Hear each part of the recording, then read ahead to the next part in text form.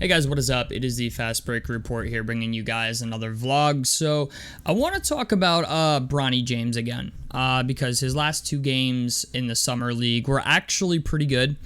I think he scored like 13 points in his second game, and then the first game, I forget what he said, I think it was like 11 or 12. Easily the last two games that Bronny James has played in the Summer League have been his best two games. One thing I don't understand is the Lakers have now said they're shutting him down after those two games. I'm not really sure why, but the thing is, the difference between the first two games Bronny played in and the last two games that Bronny played in is, instead of forcing shots, he was actually like letting the offense come to him. He was getting to the basket more instead of just settling for bad jump shots. So honestly, like the last two games, there was a lot of improvement. The other thing also, like his defense was a little bit better. He was sliding his feet. He was making the right cuts and stuff like that. Like all the things that were really, really bad from the first two games got shored up a lot in these last two games that he played. There was arguably times that it looked like he was the best player on the floor, which is saying a lot for a guy that is a 55th overall pick in the NBA draft. I understand that he's LeBron's son. He comes from a family of, good genes. LeBron James is arguably the greatest basketball player of all time. However, this does not change my thinking on Bronny James that he is not an NBA prospect. And the reason I say that is because there's been a lot of guys who looked really good in Summer League that simply just won't see minutes in the NBA. Even if you look around the league of guys that were drafted last year, like Emoni Bates. Emoni Bates started, like, last year was the same shit. I was making videos like, he's not good. And sure enough, like, he's been playing better in the G League. He's been playing better in the Summer League. I think at some point, Emoni Bates will get a shot in the NBA. It's just the idea, like, right now, to me, Bronny and Emoni Bates are, like, in the same boat. There are guys that, yeah, they have talent, but how far does that talent stretch on a regular season NBA court still has yet to be determined. And the reason I say that is because everybody can have their opinions of Bronny James, okay? You can think he's good, you can think he's bad. I think he's a good kid. I think he's been kind of forced into this situation by his father and Rich Paul. I just think, like, I honestly don't think the NBA is right for Bronny at the moment. I feel like he should have went back to college. I think most people think he should have went back to college. But the idea that we've seen at least some significant improvement in two games leaves still a lot to be desired. I think it's also, like, I feel like people overestimate Summer League and G League games. For example, like, there's a lot of sophomore rookies or a lot of sophomore players who, last year was their rookie year. This is their second year. There's a lot of guys who tear it up in the G League and tear it up in Summer League, and then they touch an NBA court, and they can't do half the shit that they showed in the G League or the Summer League, and it's because the fact of the matter is, most of the people on these Summer League rosters will never touch an NBA court in their lives.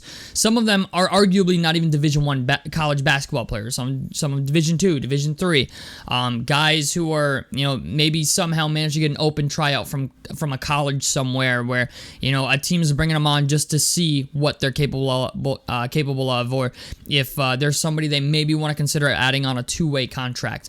The thing about Bronny, though, is I feel like the reason the Lakers are shutting him down is because for $4.4 million, he's definitely getting a roster spot with the Lakers. If he's going to play with LeBron, he has to be on the fucking roster. So, the thing is, like, I just feel like Bronny is kind of being set up to fail, unfortunately, just because he's not getting to take the regular path of, like, a collegiate basketball player or a professional basketball player. He's in a boat now where, he's pretty much doing what daddy wants. You know what I'm saying? And I understand he's only 19 years old. There's a lot of room for improvement. I'm not saying he won't ever improve. It's just at the current point in time, I don't think he's ready for it. I just don't. I know a lot of people are going to look at, the last 2 Summer League games and say things like, oh, well, looks like Chet Holmgren, looks like an NBA player to me.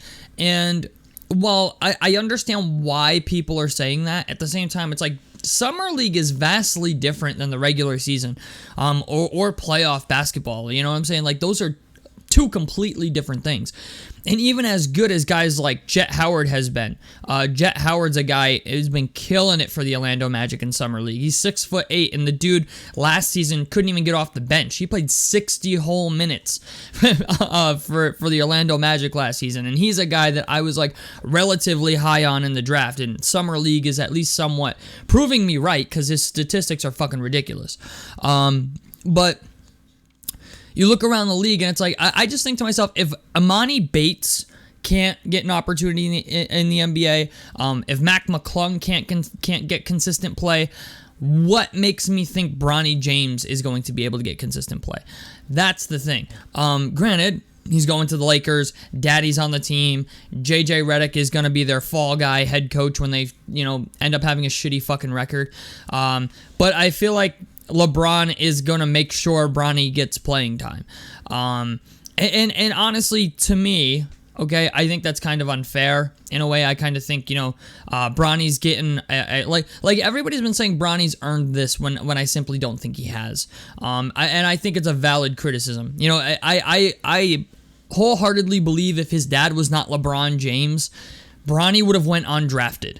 The only reason he got drafted to the Lakers is because LeBron wanted him, and on top of it, like, Rich Paul called around to half the league and said if they drafted him, he was going to go play in Australia. So it's just the idea. We'll have to wait and see what Bronny becomes. It's just, to me, okay, Bronny James is a G League player who will be on the Lakers roster, who will probably even get maybe some meaningful minutes in the NBA, not a whole lot. I mean, he'll maybe get 10 minutes a game, 8 to 10 minutes a game, if we're being generous, I think. But it's just the idea. I don't like the idea that they're kind of just forcing Bronny into this. I don't like the idea that it seems like he's trying to be a people pleaser. I don't like the idea that it seems like he's just trying to please his father rather than do what is best for his career. Because I'm just going to be honest, Bronny James, I don't even know if Bronny James made this decision for himself, to be honest. I feel like LeBron did it for him. LeBron and Rich Paul. And, like I said, some guys get thrown into the fire and they do very well. Some guys get thrown into the fire and don't do well at all. Bronny is still, to me, a giant question mark. There are things about his game that have gotten better over the last 4 Summer League games. The first 2 were fucking abysmal. The second 2 left I would say left a lot to be desired, but at least you saw, like, there's something there. You know what I'm saying? Whereas before, in the first 2 games,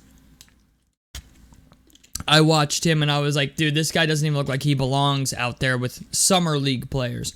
And I still kind of hold that to be true. If LeBron wasn't on the Lakers, this is a kid who would spend the entire next season in the G League or in college basketball. That's just the honest truth about it. He looked good, looked better. It's nice to see some quick improvement, but there are still things that he does that I look at and I'm like, okay, like, sometimes he still gets beat by offensive players. He overcommits to trying to steal the ball, and I understand that's good, being like part of being in the NBA. If you're Bronny's size, I think Bronny's like 6'1", 6'2", if you're that height in the NBA, if you can't dunk a basketball or shoot really well, you have to, especially if you're short, like, you have to play defense really well. And I think Bronny has the tools to be that good. A lot of people were comparing him to Drew Holiday in the, on his way up. I don't think he'll ever be Drew Holiday, but you never know. It's just the idea, he's got a long road ahead of him. And I did want to say, though, like, the last 2 games looked better. His shooting percentages were a lot better, cutting down on turnovers a little bit. He's still kind of gambling on defense when it comes to trying to steal the ball. He reaches in, I think, at the wrong times, and sometimes that he ends up getting beat because of it. But at least there's something there. You know what I'm saying? At least there's something to build on. I just don't know how quickly we're going to see it. You know, I like I said, I still stand by the fact that he's not an NBA prospect. I still think that. I still think like he should be a G League player, but he's not going to be. And what I worry about the whole thing is really that if he gets pressured to be an NBA player when he's not an NBA player, and he does not do well, and honestly, if he were to step on a regular season NBA court, I don't think Bronny plays this well. You got to realize in the summer league, he's playing against guys that are, like I said, won't ever touch an NBA floor. He's playing against guys that are like trying it out, you know, and there's not a lot of great defense being played. There's like it's even more so a kind of like the summer league is kind of like a league just to see what you got in the draft or what you might want to add to your team in the near future or two-way contract guys. Summer league is really about seeing what you have in your rookies, what you have in your sophomore players, guys who you're maybe curious about that may make the roster. I know Darius Baisley's a guy that's on a summer league roster at the moment. Like that's what teams are doing with this, and a lot of these guys don't play at an NBA level. Like, yeah, you got a handful of guys on a team, maybe some guys who've been in the league 2 or 3 years. Like for example, Indiana has Jarris Walker, they have Ben Shepherd, Oscar Shibwe. You look around the league also, like even the Sacramento Kings have Drew Timme, and I don't think Drew Timme is gonna make their roster. I just don't. Like he was solid in college, but is he a bona fide NBA player? No, I think he's almost too much. He's too old school of a center to I think be impactful in today's game. But it's just the idea that's what summer league is. I know we have a tendency to overreact to things. I do it all the time. Overreact to summer league games, overreact to playoff games and all this other shit. Everybody does it. That's what sport media is. Overreactions essentially. But there have been guys in the summer league that have looked better. Jarris Walker being one of them. Jet Howard of the Orlando Magic has looked really good. There's a couple like no-name guys that are really torching it right now in the summer league that will probably get two-way contracts this upcoming season. But I think it's important to understand that with Bronny. Yes, he looked good the last 2 games, but it's also important to understand like these are guys that don't even switch on fucking screens. Okay, like these are guys. Most of these guys have no idea what the fuck is going on around them. There's coaching there. They run defense, but switch defense and weak side help. And all that, like that shit is kind of non-existent in summer league. There is a handful of teams that play defense. Like Memphis is one team in the summer league that's playing defense very well. They get in the passing lanes, they're irritating, but that doesn't happen all the time in summer league. In summer league, it's all guys that are hoping to make an NBA roster. So I don't know, man. We'll have to wait and see what happens with Bronny, but it's just the idea. I thought I'd at least, if I can tear the guy down, I can at least commemorate him for doing good at certain things. I did this with Amani Bates last year. I was like, Amani Bates looks like shit. Amani Bates still doesn't play defense. Okay, we're over a year into it now, and Amani Bates still does not play defense very well. But he has looked better on an NBA court. He's scoring a lot. He's getting rebounds. He's getting assists. But yeah, there's like I said, like the way I see it is if Amani Bates can't touch an NBA court, then Bronny James shouldn't be able to either, because I think Amani Bates is a better player than Bronny James. And Amani Bates is a guy who can't touch it. He can't get out of the fucking G League right now if he paid to get out of it. So I don't know, man. We'll have to wait and see. I hope Bronny James continues to improve. I'm a little disappointed that the Lakers shut him down early, because I was interested to see if this is something that's going to continue, whether it was just like what I was trying to figure out was it good Bronny James or just really bad opponents? And I feel like it was a little bit of both in the past 2 games.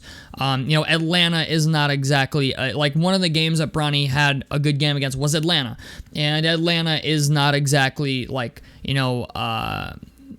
I don't know, the fountain of youth for basketball. You know what I'm saying? So, I don't know. We'll have to wait and see what's going on, but tell me what you guys think about this down below in the comment section below. Like helps me out. Subscribe if you guys want to see more on the Fast Break Report. And out of this motherfucker. Peace, guys.